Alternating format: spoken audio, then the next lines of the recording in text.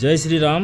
তো আমাদের মালদা জেলার মোথাবাড়ি থেকে প্রায় 6 জন সুমনদা এবং তার পুরো টিম মোথাবাড়ি থেকে অযোধ্যা পর্যন্ত पैदल যাত্রা শুরু করেছেন। তো আজকে হলো চতুর্থ দিন।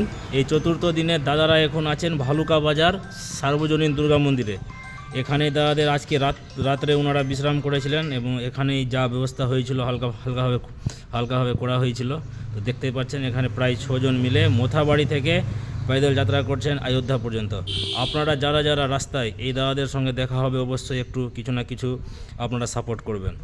কিছু চাই না, কিন্তু আপনারা যদি একটু সাপোর্ট করেন তাহলে দাদারা কিন্তু খুব তাড়াতাড়ি খুব সুন্দরভাবে पैदल যাত্রা তাদের অযোধ্যার মধ্যে পৌঁছাবে। মোটামুটি 28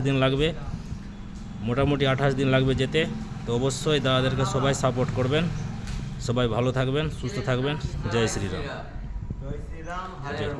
हर हर महादेव। जय श्री राम।